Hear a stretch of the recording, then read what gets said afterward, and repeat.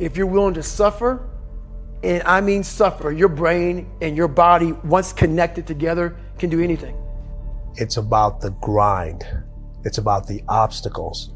It's about the challenges. It's about the pain that you endure along the way for that 30 seconds of being able to either stand on the platform, be acknowledged by individuals that are close to you. But when that happens, your mind has to immediately shift back, because now you felt and tasted something that you could only get through winning. Are you willing to do it again?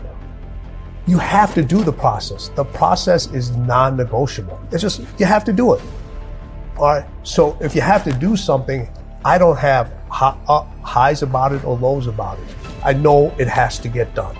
And if I let my emotions get involved in it, all right, it's not going to get done to its best abilities.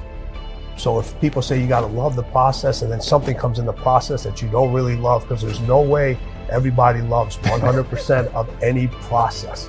I mean, every day. I mean, since 20 years, it's an everyday process, and trying to figure out strengths and weaknesses. For example, jumping ability. Now, my vertical was a 40, it wasn't a 46 or a 45. My hands are big, but they're not massive. Right? So you got to figure out ways to strengthen them so your hands are strong enough to be able to palm a ball and do the things that you need to do. Quickness, I was quick, but not insanely quick. I was fast, but not ridiculously fast. Right? So I had to rely on skill a lot more. I had to rely on angles a lot more. I had to study the game a lot more. And but I enjoyed it though. So like from the time I can remember when I started watching the game, I studied the game, and it just never changed. The mentality is a really simple one in the sense that the confidence comes from preparation.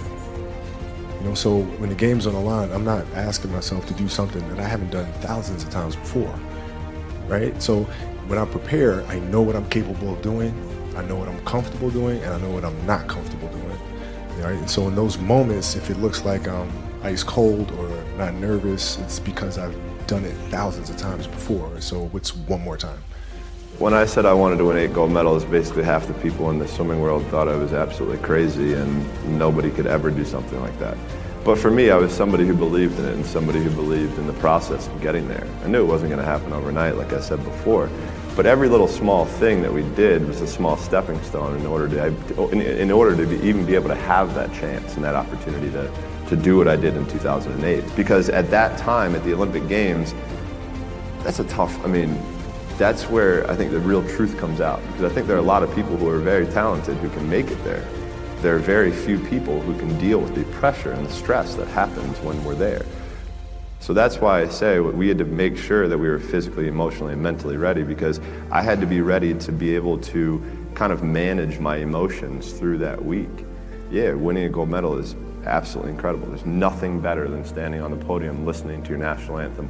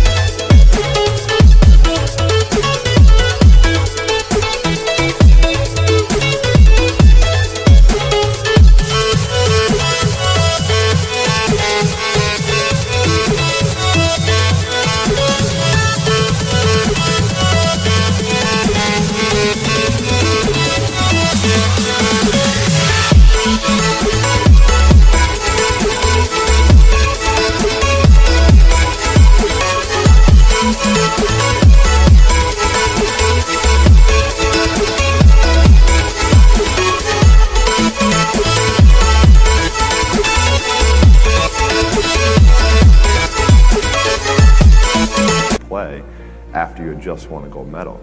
But for me, I'm somebody who I knew that I had 7 other events after the first day.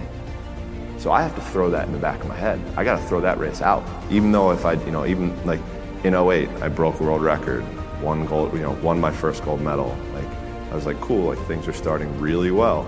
So I have to put that behind me to then get ready for the next race. When the time comes to focus on the game, I focus on my athletic skills and putting it together with the team, and somehow collectively going out and doing our jobs each and every day. I challenge myself to be the best basketball player every moment that I'm playing the game of basketball. And sometimes that means tricking yourself in your mind to say that you can't do this, or your weaknesses are here, but yet you still try to work on improving those weaknesses. A lot of people may say, well, Michael Jordan never had weaknesses. Michael Jordan had weaknesses. He just had to dig deep inside himself to figure out what they were and challenge himself to improve those weaknesses. So.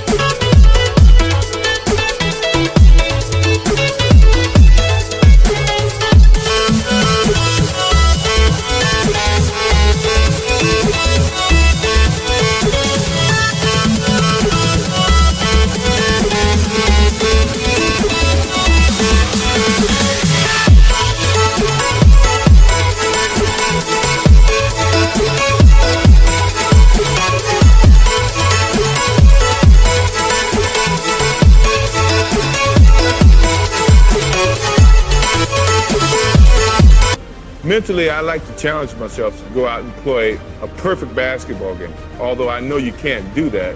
It's practically impossible to play a perfect game, but that doesn't mean you can't challenge yourself to do that. I think it's understanding there's no replacement for persistence, as simplistic as that is. It's like, disappointment either destroys you or drives you, and you have to decide which one it's going to be. If you don't consciously decide, there's always going to be more BS for you to deal with. If you're resourceful, you can get the money, you can get the time, you can get the energy, you can get anything you want. And you've got to get over your fear to be resourceful. So we do experiences that are so physiologically profound that those fears do not stop you anymore. Yeah. And that's how we get people to get, 10 years later, they're still transformed from an experience that was one weekend. We all want to be able to change the way we feel. That's what I spend my life showing people how to do. And what most people don't know is emotion is created by motion. The way you move determines the way you feel. You have 80 different muscles in your face, 80. For most people, this is the largest area of unemployment in the country. They use the face the same way, they feel the same emotions over and over and over again. So what I was saying is I have this deal with myself called priming. Every day I say, look, you got to have 10 minutes for yourself. You don't have 10 minutes for yourself, you don't have a life. And I'm not going to hope I feel good. I just got back 6 countries in 12 days. I was in India 2 days ago. Wow. And I woke up here feeling like somebody ran me over with a truck. But you got yourself psyched up. But the way I did it is I do this process. And it's 10 minutes. I put some music on. I do this massive change in my breathing, so it radically changes the way I feel. And then I do this 3-step process. First, I do 3 minutes of gratitude, where I think of 3 things I'm really grateful for, and I associate. I don't think of it over there. I feel it. And the reason is, when you're grateful, you can't be worried. You can't be fearful. When you're grateful, you can't be angry. And anger and fear are what screw people up most in their relationships, in their life, in their business.